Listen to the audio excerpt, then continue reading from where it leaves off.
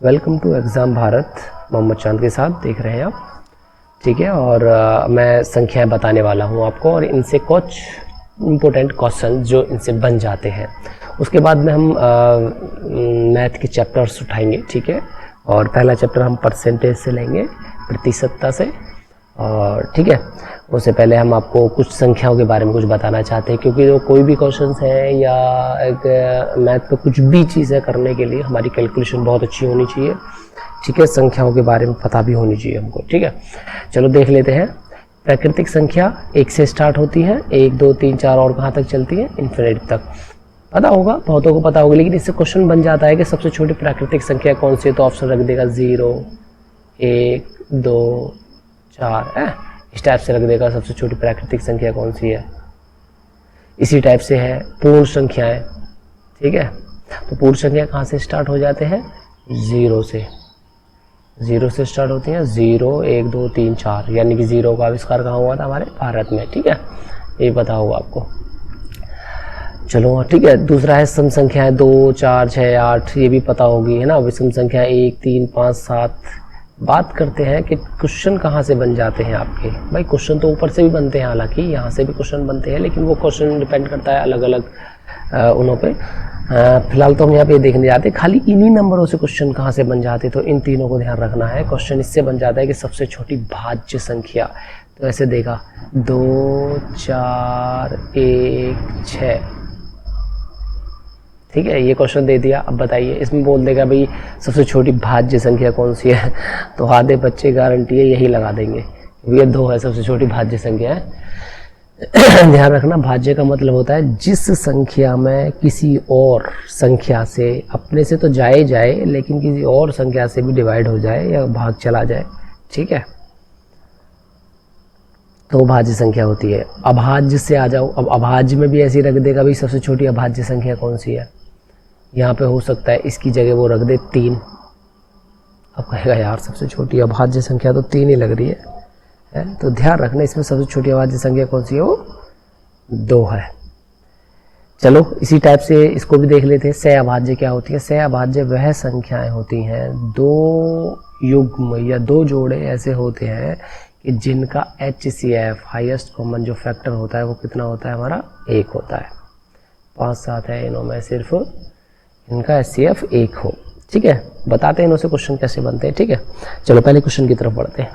पहला क्वेश्चन है आपके सामने, ये इस संख्याओं से संबंधित प्रश्न हैं कुछ, जैसे कि ये क्वेश्चन दे दिया कि 1 + 2 + 3 + 4 और 79 तक आपको बताना है कि भाई आंसर कितना होगा।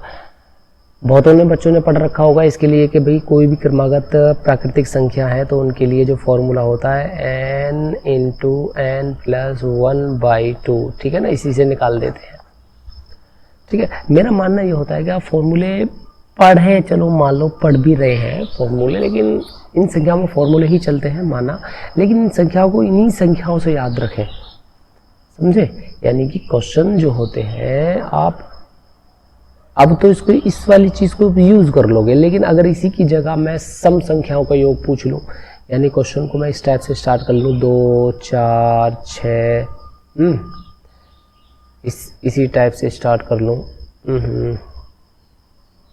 एक मिनट, क्वेश्चन है ये वाला, ठीक है। और मैं यहाँ पे इसको स्टार्ट कर लूँ, थोड़ा सा हो गया, 1 मिनट बस, ठीक है। क्वेश्चन हमको ऐसे ना करके और मैं इस क्वेश्चन को इस टाइप से स्टार्ट कर लूँ, तो ये 2 4 6 है ना। तो अब ये काम नहीं आएगा, अब यहाँ पे ये चेंज हो जाएगा तुरंत, यानी कि आपको दूसरा फॉर्मूला चाहिए। विषम कर दे तो दूसरा फॉर्मूला चाहिए। तो इन्हीं चीज़ों से बचने के लिए मैं आपको एक बहुत नॉर्मल वे में लेके चलूँगा। कैसा भी क्वेश्चन सही ऐसा आ जाए, कहीं से बीच में से भी दे दे आपको कि 24 25 और बताओ ... 69 तक के, इसको बता दीजिए कितना हुआ, तो इनके लिए आपको फॉर्मूले का यूज़ करना पड़ेगा, या फिर चलो इसका हो जाएगा, इस वाले का यहाँ पे हो जाएगा, ठीक है। लेकिन मैं बताना चाहता हूँ कि आप एक ही चीज़ से सारे क्वेश्चन कर लें, ठीक है। कम से कम आपको इसमें काम करना पड़े। चलो पहला क्वेश्चन इसको हम करते हैं, और किस टाइप से करेंगे, हम इससे नहीं कर रहे हैं, हम अपने तरीके से करेंगे, ठीक है। तो ध्यान देना है इसमें फर्स्ट और लास्ट संख्याओं पे, दूसरा तीसरा इस पे पहला तो फर्स्ट लास्ट पे ध्यान देना, दूसरा इसमें देना है कि भाई इनों के बीच में अंतर कितना आ रहा है, बस ये चीज़ें देखनी है आपको, ठीक है। तो स्टार्ट करते हैं।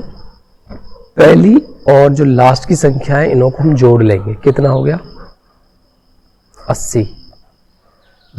हमेशा जब जोड़ने के बाद उसको हाफ करेंगे, ठीक है ना, आधा करना है जोड़ने के बाद में, क्योंकि बीच की संख्या लेना हमको बहुत ज़रूरी होता है किसी भी संख्या को पता करने के लिए। हाफ कर लिया, इसके बाद में मल्टीप्लाई ले लो, इन्हीं दोनों का अंतर लो, यानी दोनों को घटा दो, अंतर ले लो भाई, कितना बचेगा 78। अब इसको जो डिवाइड करना है, इससे ध्यान रखना कि जो पदों में जो अंतर है, जो संख्याएं दे रखी है हमको, इनों में जो अंतर आता है, जैसे कि 1 से 2 के बीच में 1 का अंतर है, बस इसी का भाग लगा देना है, और हमेशा हमेशा कहीं भी से ही वहाँ पे +1 ही करना है, बस इसी को लेके चलना है, सारे क्वेश्चन इसी से सॉल्व हो जाएंगे। ओके, तो करते हैं क्वेश्चन। ये कितना हो गया 40, और ये कितना हो गया 79, बस मल्टीप्लाई कर दीजिए आप इसमें। जब करेंगे तो 0 और 4 36, 3 28, 3 31। देखो ये भी कैलकुलेशन में आपको शॉर्टकट में बताऊंगा कि आपको कैसे करनी है, ठीक है। थोड़ा सा संख्याओं से क्वेश्चन देख लेते हैं पहले। तो आंसर कौन सा आ गया हमारा बी। चलो नेक्स्ट क्वेश्चन देखते हैं पहले। नेक्स्ट देखो, इसमें हमें इससे कोई मतलब नहीं है ये क्या चीज़ है, लेकिन दे तो रखी क्रम से भाई, 2-2 के अंतर से दे रखी है, विषम संख्या दे रखी हो या सम संख्या दे रखी हो। अब इसी को थोड़ा ज़्यादा करेगा तो लैंग्वेज को हार्ड बनाने के लिए यूज़ कर देगा जी प्रथम 15 विषम संख्याओं का योग बताइए, थोड़ा हार्ड बनाना चाहेगा तो इसी क्वेश्चन को, ठीक है। चलो इसमें भी हम करते हैं फर्स्ट एंड लास्ट जोड़ देते हैं। कितना हो गया 80, इसका आधा, और दोनों का अंतर कितना 78। भाग कितने का लगाएंगे, इन पदों के अंतरों का। तो इनमें कितने का अंतर है, 2 का अंतर है, तो 2 का भाग लगा दो, और हमेशा +1 लेके चलना है, ठीक है। ये कितना हो गया 40, इसको काट लीजिए, शायद 39 और 1, ठीक है। ये भी कितना हो गया 40, तो आंसर कितना हो जाएगा 1600, ठीक है। कैलकुलेशन में तो कोई प्रॉब्लम नहीं, कैलकुलेशन देखते रहना, ठीक है। तो आंसर इसमें कितना हो गया 1600। थोड़ा सा हम और फास्ट करते हैं, आगे चलते हैं। ये क्वेश्चन है, अब इसमें विषम संख्या सम संख्या दे रखी है भाई, सम संख्याओं का ये बता दीजिए। तो इसमें भी कोई टेंशन नहीं भाई, 78 एंड 2 प्लस कितना हो गया 80, आधा कर देंगे। इसके बाद में इन दोनों का ही अंतर जो हो जाएगा कितना हो जाएगा भाई, फर्स्ट एंड लास्ट का कितना अंतर हो जाएगा 76 बाई अंतर कितना है इन सब में, कितने का है 2 का, प्लस हमेशा 1 लेके ही चल रहा है, ठीक है। ये कितना हो गया 40, और 2 से कर दो इसको, ठीक है। 2 से काटोगे तो कितना आ जाएगा 38, और +1 तो 39 हो गया, ठीक है। तो आंसर आ जाएगा भाई 0 36 6 3 12 3 15, तो 1560 का चला गया 1560। नेक्स्ट क्वेश्चन देखते हैं। नेक्स्ट क्वेश्चन है ये वाला, ठीक है। इसी को ऐसे कर सकते हैं बिल्कुल आराम से, फर्स्ट एंड लास्ट। मैंने बताया ना, आपको कोई वो करने की ज़रूरत नहीं है, नहीं तो आपको उसमें n × n+1 फर्स्ट से लगाना पड़ता, यहाँ तक करना पड़ता, पहले शुरू से लेके इतने तक निकालना पड़ता, फिर उसमें माइनस आप करते कि भाई 1 से और 22 तक के जोड़ के उसको माइनस करते। हम इतना लंबा क्यों करें, समझे। तो हम इसको हम डायरेक्ट ही इसको कर देते हैं। जैसे देखिए यहाँ पे हम कर दे रहे हैं भाई 23 और 67 कितने हो गए 90, 90 का आधा। दूसरा यहाँ पे देखिए आप इन्हीं का डिफरेंस ले लीजिए, 4 4 44 बचेगा शायद, है ना। 44 में भाग लगा दोगे आप, इन्हों में अंतर कितना दे रखा सब है, शायद 1 का, प्लस के 1, ठीक है। ये तो कितनी बार चला गया 45 बार, मल्टीप्लाई यहाँ पे भी शायद 44 और 1 कितने हो गए 45। या तो क्या तो 45 का वर्ग करना है या फिर दोनों की मल्टीप्लाई करनी है। अब इसमें एक और चीज़ आप ये देख के चलिए कि जैसा कि इसमें हमने देखा 45 और 45, या तो इसका वर्क कर लो, है ना, एक ही तो बात है, तो शॉर्टकट भी आता होगा। 5 पंजे कितना हो जाएगा 25 और 4 से अगला 5, 5 चौक 20, तो आंसर कितना हो जाएगा हमारा 20 25, तो आंसर ये वाला। चलो नेक्स्ट क्वेश्चन देखते हैं। अब देखो बात तो वही है, करना हमको ऐसे ही, लेकिन देखो लैंग्वेज कितनी चेंज होगी इसकी, लैंग्वेज कितनी चेंज होगी। लैंग्वेज में हो गया कि 3 के प्रथम 15 गुणजों का योग होगा, है या नहीं है।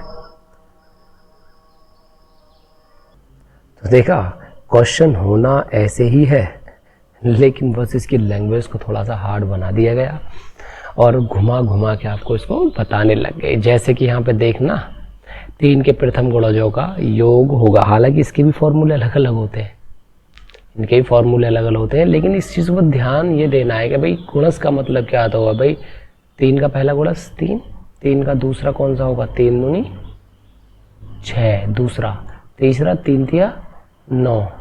इसी टाइप से ये चलते चलते चलते चलते 15वां गुणज कौन सा हो जाएगा 15 तिया ये 45। ठीक है, बात तो वही आ गई ना जोड़ने की भाई। तो कैसे करेंगे आप, वही चीज़ है, फर्स्ट एंड लास्ट कितना हो गया 48, 48 का आधा डायरेक्ट कर दूं, चलो ऐसे ही बता दे रहे हैं 48, 48 का आधा कर लीजिए। इसके बाद में दोनों का ही अंतर देखिए, आप दोनों का अंतर देखेंगे तो कितना हो गया 42/।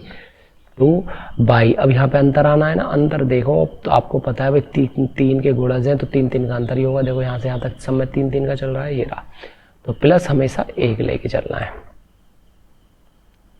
ठीक, तो कर लीजिए भाई, ये कितना चला जाएगा इसमें से 2 से करोगे तो 24 मल्टीप्लाई, देखो 3 से करोगे 14 बार जाएगा और 14 और 1 कितना हो जाएगा 15, और इनकी जब मल्टीप्लाई करेंगे 15 चौका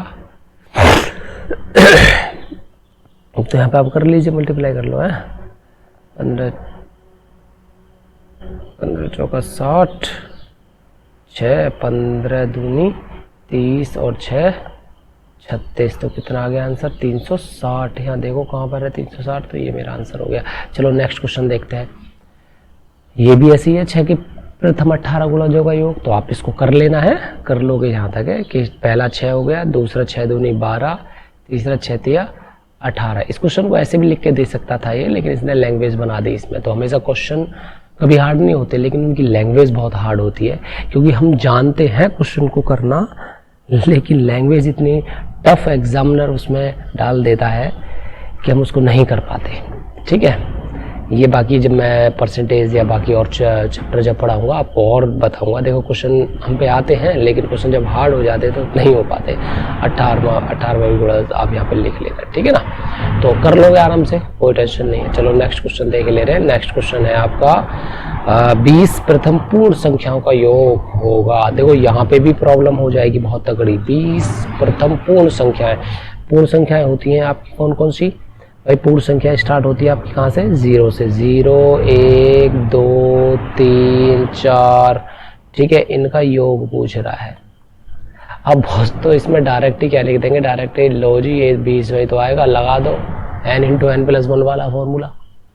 तो इसी चीज़ को मैं बताना चाहता हूँ, यहाँ पे 20 नहीं आएगा, समझे, यहाँ पे 20 नहीं आएगा। 20 प्रथम पूर्ण पूछ रहा है, तो देखना 1 2 3 4 5, पांचवी संख्या जो है वो 4 है, तो 20वीं संख्या भी भाई, पांचवी संख्या 4 है, एक कम है, तो 20वीं संख्या भी एक कम होगी, मतलब यहाँ पे जो 20वीं संख्या होगी वो कितनी होगी 19। ठीक है, कितनी होगी वो 19 होगी। ओके, ये संख्या होगी हमारी 19।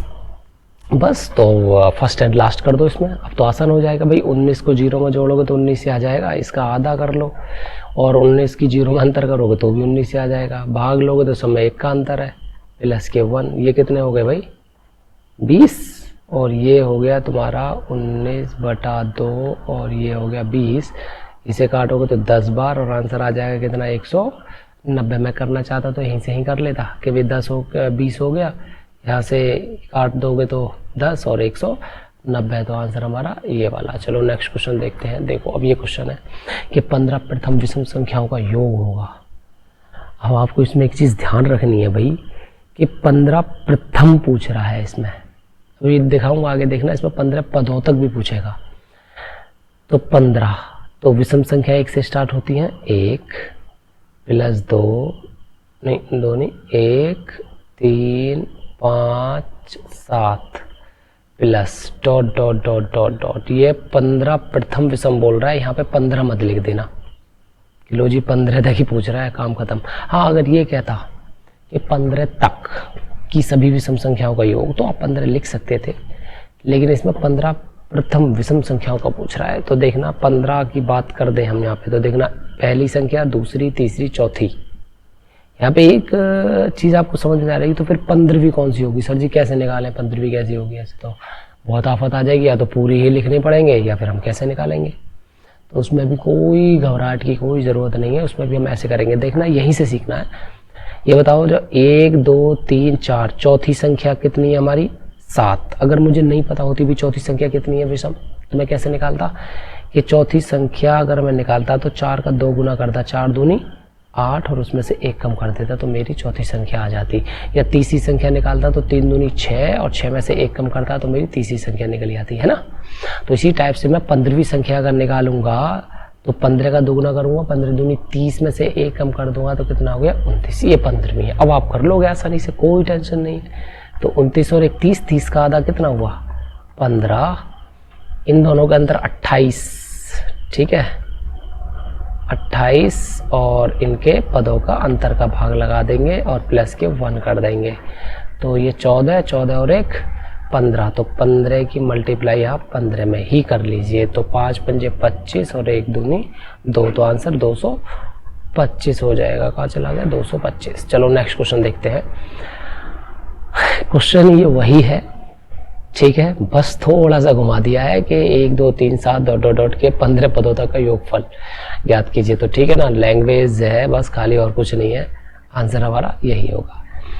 तो बात करते हैं नेक्स्ट वीडियो में और क्वेश्चनों की, ठीक है। तो आई होप पसंद आई होगी वीडियो, ठीक है। और इसके बाद मैं आपको कुछ कैलकुलेशंस की वीडियोस बनाऊंगा, ठीक है, छोटे छोटे 5-10 मिनट के, क्योंकि अभी स्टार्टिंग है मेरे चैनल की, तो इसमें छोटी ही वीडियो मैं बनाऊंगा। फिर मैं स्टार्ट करता हूँ, फिर एक अगला नेक्स्ट जो चैप्टर मैं स्टार्ट करूँगा, जो मैं मैथ को स्टार्ट करता हूँ हमेशा वो % से करता हूँ, ठीक है, प्रतिशत से। देखना आपको काफ़ी मज़ा आने वाला है, और एक ही फॉर्मूले से मैं सारे क्वेश्चन कराऊंगा आपको। सिर्फ एक ही फॉर्मूला आपको करना पड़ेगा, वैल्यू बटा किसकी, ठीक है, और मल्टीप्लाई चाहिए, जो भी आपको चाहिए जिसकी, ठीक है, जो भी आपको चाहिए वो आपको यहाँ रख देना है, बस आंसर आ जाएगा आपको, ठीक है। इसी के ऊपर मैं सारे क्वेश्चन कराऊंगा। चलो मिलते हैं नेक्स्ट वीडियो में।